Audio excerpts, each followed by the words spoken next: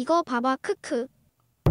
어떻게 스토어 이름이 야스래? 야스섬, 야스몰? 진짜네.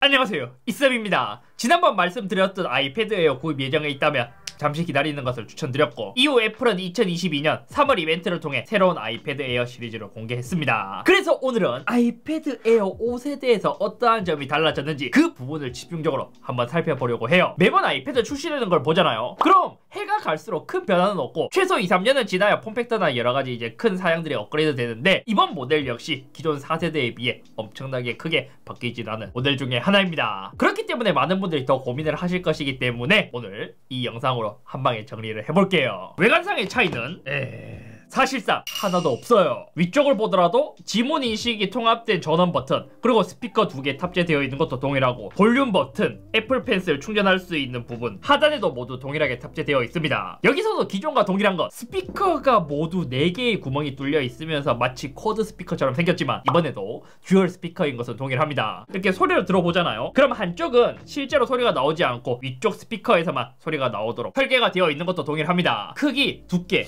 모두 동일하기 때문에 기존에 사용했던 케이스 모드 호환이 가능할 것으로 보이고, 내부 부품이 좀 달라졌다 보니 진짜 조금 무게가 더 증가하게 됐습니다. 그리고 제가 진짜 너무 비슷해서 뭐가 달라졌는지 더 유심히 봤거든요. 이야, 이거 봐요. 기기 뒷면에 있는 아이패드 에어 새겨진 레터링의 문구가 달라졌더라고요. 이것을 보면 앞으로 출시할 후속작의 기기들도 이런 식으로 뭐 아이패드, 아이폰 통합된 게 아니라 아이폰 프로 이런 식으로도 달라질 수도 있지 않을까요? 그리고 실제로 사용해보니 특이했던 점도 있습니다. 에어 4세대의 경우 가성비가 괜찮기 때문에 집에서 유튜브랑 넷플릭스 그리고 책 보는 용도로 실제로 사용했는데, 얘는 사용하면서 느끼지 못했던 에어 5세대의 약간 이제 단점이라면 단점인 부분이 느껴졌습니다. 그게 뭐냐면 뒷판에 철판이 얇아서인지 손으로 이렇게 잡잖아요. 그럼 뭔가 내부가 비어있는 듯한 느낌이 들더라고요. 에어 4세대는 뒷판을 잡았을 때 좀 단단하다라는 느낌이 있다면, 에어 5세대는 뭔가 이제 빈 공간이 느껴지기 때문에 누르면 배터리가 느껴지는 그러한 느낌이 들어요. 아마 추정을 해보자면 뒷판이 매우 얇아졌거나 아니면 배터리의 두께가 조금 더 줄어들어서 사이에 공간이 느껴지는 게 아닐까 싶습니다. 지금도 이게 카메라에 잡힐지는 모르겠지만 이게 뒷판뿐만이 아니라 디스플레이 쪽도 조금 틈이 있는데요. 이게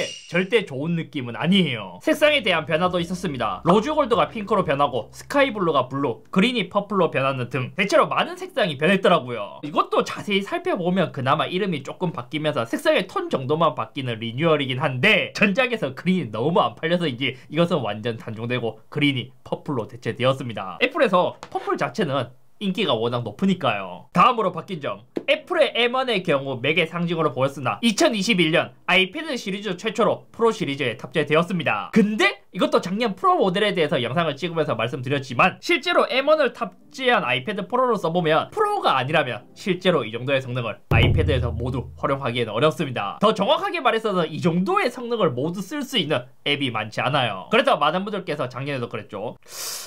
좋은 건 아는데 OS 때문에, 앱 때문에 아쉽다라는 평이 많았습니다. 그럼에도 불구하고 이번 아이패드 에어 5세대는 프로라는 이름이 붙지 않았음에도 불구하고 M1 칩을 탑재했죠. 한편으로 미친 거죠. A 시리즈를 탑재해도 경쟁 모델이라고도 할 수 있는 갤럭시 탭과 비교해도 어마어마하게 차이가 나는데 그보다 훨씬 더 성능이 좋은 M1을 탑재했으니까요. 근데 또 한편으로는 그런 생각이 들었습니다. 아니, 다른 부분에서는 크게 바뀐 게 없다 보니까 이제 새로운 리뉴얼을 위해서 어쩔 수 없이 M1 칩만 탑재를 했나? 라는 생각이 들기도 하더라고요. 심지어 M1을 탑재한 맥북 에어의 경우 코어 수에 따라 가격 차이가 있습니다. 하지만 이번 에어는 풀칩을 다 때려박은 M1을 탑재했어요. 그렇기 때문에 또 어쩌면 얘가 진짜 가성비 모바일 게이밍 머신이 될 수도. 게다가 여기서 또 달라진 점도 있습니다. M1을 탑재함에 따라 통합된 8GB의 램이 탑재되어 있기 때문에 4GB에서 8GB로 넘어오면서 게이밍이나 여러가지 작업 성능이 훨씬 더 좋아졌을 수도 있고, 또 메모리 대역폭이 더 증가했기 때문에 여기서도 공부를 하시는 분들은 PDF나 이런 이제 로딩 속도도 굉장히 많이 개선되었을 거예요. 그래서 이 칩에 따라 차이가 어느 정도 나냐? 긱벤치 5로 돌려보니 여기서도 차이가 느껴졌습니다. 가장 먼저 싱글코어의 경우 대략 120점 정도 증가했고, 특히 멀티코어가 상당히 큰 폭으로 점수가 증가한 모습을 볼 수 있죠. 근데 이렇게 보면 싱글코어 자체는 기존 4세대도 워낙 좋다 보니까 단일 작업, 뭐 프로세서 한 개를 갈군다면 그렇게 큰 차이가 나진 않을 수 있는데, 영상 편집이라든지 멀티코어를 주로 쓰는 앱이라면 여기서는 크게 차이를 느끼실 수 있지 않을까 싶습니다. 있었습니다. 그리고 그래픽의 성능을 알아볼 수 있는 3D마크 와이드 라이프 익스트림 스트레스 테스트를 돌렸을 때도 그래픽의 차이는 훨씬 더 많이 났습니다. 최고 점수의 경우 대략 2배 정도의 차이가 났고 최저 점수도 2배까지는 아니지만 상당히 크게 증가한 모습을 볼 수 있었죠. 대신 여기서의 안정성은 조금 떨어지긴 했어요. 그래서 이런 걸 보면 기존 4세대에서 5세대로 업그레이드를 해야 되냐?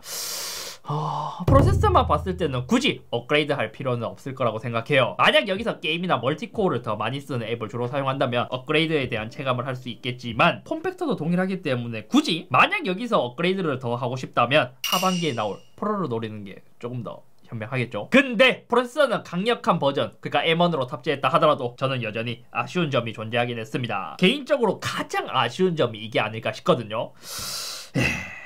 그게 뭐냐면 저장 공간이 64GB, 256GB 두 개로만 출시했다는 점이에요. 갤럭시 탭 S8도 성능이야 많이 차이 나지만 용량이 128GB부터 시작하는데 아이패드 에어는 아직까지도 64GB? 태블릿은 넷플릭스나 유튜브 머신으로도 많이 쓰기도 하기도 하지만 특히 대학생이나 공부를 하시는 분들이 태블릿을 더 많이 구입하기도 합니다. 그래서 입문용으로는 가장 엔트리급인 일반 아이패드를 쓰고 그것보다 조금 더 쾌적한 환경에서 쓰고 싶은 분들이 선택하는 것이 에어이기도 한데 64GB?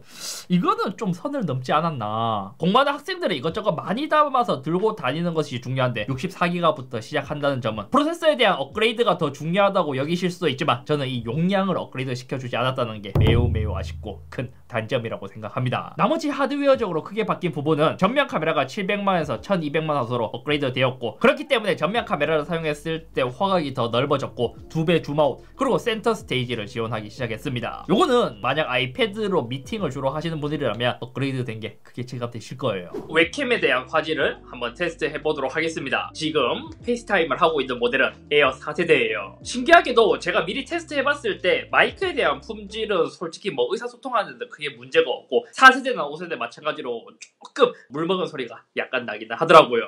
일단 지금 봤을 때 4세대가 이 정도의 화질을 보여준다. 지금은 에어 5세대입니다. 얘는 지금 보이다시피 약간 4세대와 조금 화면이 다른 모습을 볼 수 있는데 왜냐면 얘 같은 경우 전면 카메라가 업그레이드 되기도 했지만 이번에 센터 스테이지를 지원하면서 제가 움직였을 때 얘가 따라와요.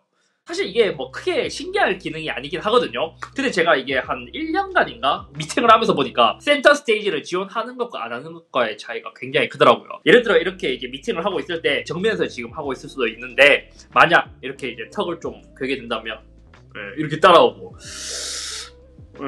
이렇게 해서 따라오고 만약 내가 여기서 일어선다면 이렇게 따라오고 이게 생각보다는 꽤 편하게 사용할 수 있었습니다. 게다가 얘는 두 가지의 화각 모드로 설정할 수 있었습니다. 센터 스테이지 기능을 켜게 되면 초광각으로 지키거든요. 만약 이거를 에어 4세대와 마찬가지 버전으로 바꾸게 된다면 지금 이러한 화면으로 쓸 수 있는데 얘는 지금 센터 스테이지를 지원하진 않지만 이것도 화질을 비교했을 때 우리가 일반적으로 생각했을 때 새로운 세대가 더 좋을 것이라는 예상과는 다르게 페이스타임을 했을 때의 화질은 저는 개인적으로 에어 4세대가 조금 더 좋게 느껴졌습니다. 더 정확하게 이야기하자면 5세대의 경우 프로세서가 바뀌었기 때문에 미세한 이제 컬러에 대한 차이가 있기도 하고 아무래도 에어 5세대는 피부 보정을 좀 하다 보니까 전체적으로 텍스처를 좀 뭉개버리는 듯한 그러한 현상이 있었습니다. 그나마 화소는 업그레이드 되었기 때문에 선예도 자체만은 에어 5세대가 더 좋기는 해요. 다음은 스피커에 대한 부분. 요거는 애플에서 따로 언급을 하진 않았지만 소리를 들어보니 체감될 정도로 스피커에 대한 개선도 이루어졌습니다.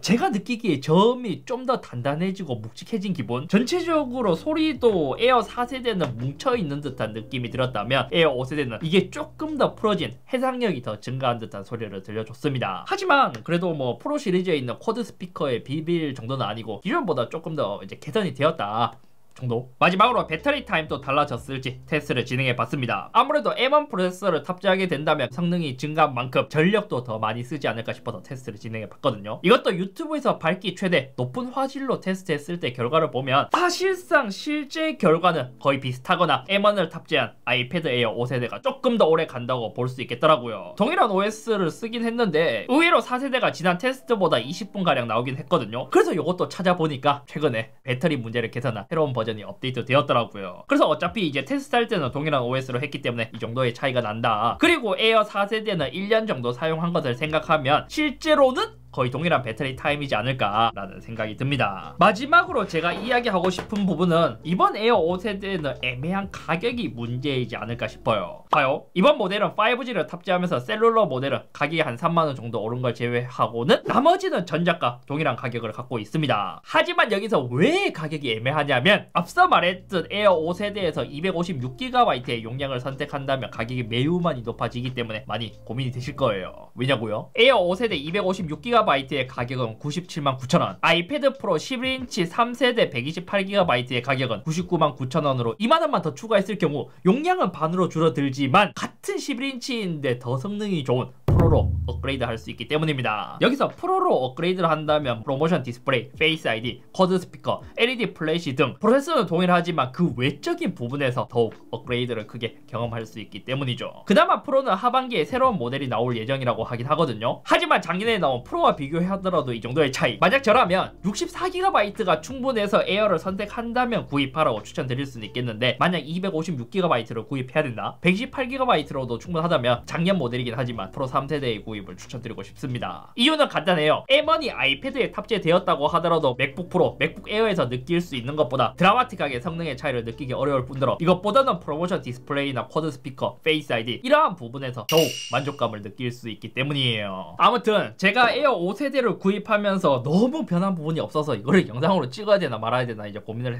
했었는데 그래도 많이 고민을 하시는 것 같아서 한국 정식 출시하기 전에 한번 달라진 점에 대해서 정리를 해봤습니다. 근데 다른 걸 다 이해하고 M1 탑재로 인해 성능이 증가한 만큼 더욱 오래 쓸 수 있다는 점에서는 진짜 좋기는 한데 용량 64GB는 진짜 선을 넘지 않았나 라는 생각이 듭니다. 어쩌면 64GB 구입하실 분들은 이렇게 고민을 하지 않으실 거고 만약 256GB를 고민하실 분들은 프로와 고민을 할 텐데 가만히 생각해보면 애플에서 에어 5세대의 구입보다 프로 구입을 더 유도하려고 이렇게 한 게 아닐까 싶기도 하고 말이에요. 그래서 이번 에어 5세대 태블릿을 지금 구입해야 된다면 뭐 어쩔 수 없이 구입해야 하긴 하지만 작년에 비해서 메리트가 그렇게 크게 느껴지지 않는 것도 사실이긴 합니다. 아무튼 오늘 여기까지이며 가만히 생각해보면 태블릿 시장에서는 애플이 아이패드가 워낙 많이 팔리고 점유율이 높다 보니까 이렇게 배짱을 부리는 게 아닐까 싶기도 해요. 그러니까 기존의 거는 거의 그대로 쓰면서 M1만 탑재해주고 배짱을 부리는 것처럼 말이죠.